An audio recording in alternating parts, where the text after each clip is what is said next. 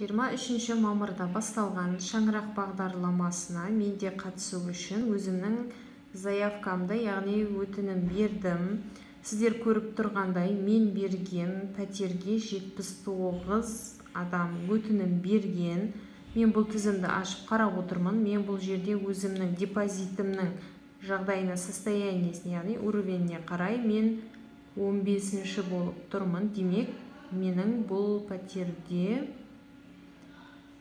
бірінші, екінші, үшінші кезектегі адамдар, яғни ретімен кете береді. 15-ке дейін бірінші сол кісілерге жолдама келеді, яғни направление, ал мен 15-ші болып тұрмын бұл тізімде. Мен берген пәтер ол ЖК Нұрлы Дала деп аталады. Екінші кезектегі үйдің стоимосы 14 миллион 232 мың, үшінші этажда орналасқан.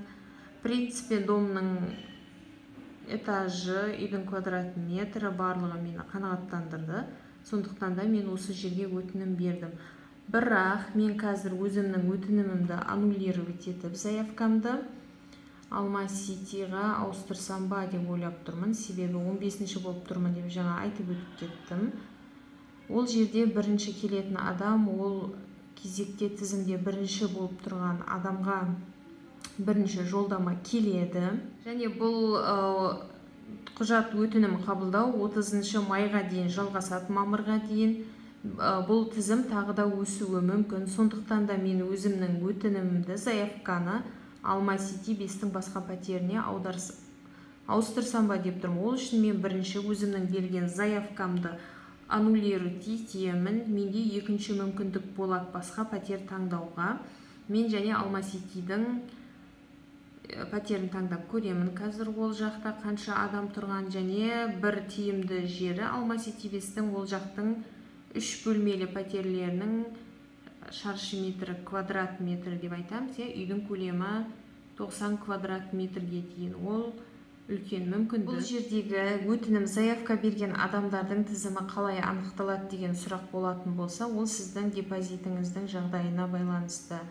Әр ай сайын уақытылы белгіленген суммадан артық ақша салсаңыз, немесе сол белгіленген суммадағы ақшаны салсаңыз, отбасы банктың өзінің вознаграждениесі бар, және жылдар бойы салған кісілерде ол вознаграждениенің суммасы өте жоғары болады. Ал бір ай салып, екінші айда мүмкіндігі болмай қалған кісілер әрине вознаграждениесі аз болып жатады. Сондықтан да бұл жердегі тізім сол депозиттің вознаграждениесіне сәйкес анықталады. Аннулировать заявку кнопкасын басып, мен өзімнің өтінімімді аннулировать еттім. Аннулировать заявку кнопкасын бассаңыздар, сізге бір бетте заявление шығады.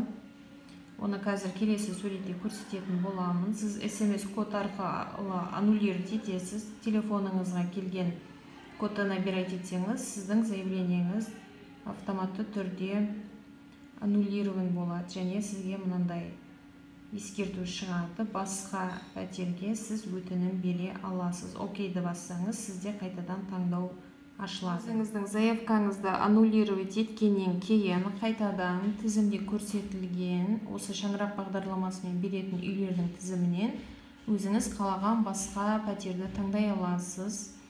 Сіз пәтерді таңдағаннан кейін сізге SMS арқылы подтвердить етіңіз деген жазу шығады. Ескертпе, сізге 1414-тен SMS келеді. Оған да или нет деген ответ беру керексіз цифраменен. Одан кейін SMS-іңізді жібергеннен кейін подписал кнопкасын бассаңыз, сіздің жаңа таңдаған пәтерге заявкаңыз қабылданады, және қанша адам тапсырып тұрғанын сіз көре аласыз. Мен бағана айтып кеткенмін видеоның басында, сізге екі мүмкіндік береді деп. Сіз бір рет заявлениеңізді аннулировать еткеннен кейін екінші рет таңдап программаға қатыса аласыз. Ал екінші рет сіз таңдаған пәтеріңізге берген заявканы аннулировать ететін болсаңыз, сіз стоп-лист деп айтып жатады кей жерлерде, 15 күнге временно ограничение, яғни сіз бұл программаға қатыса алмайсыз, 15 күн сізде мүмкіндік болмайды.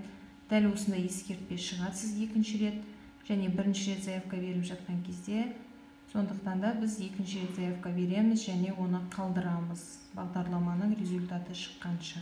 Сіздің келесі қадамыңыз, сізге ескертпе шыққаннан кейін квадрат метр және ол қалай есептелінеді, максимальный площадь пәтердің көлемі қандай, барлық данныйлар тұрады.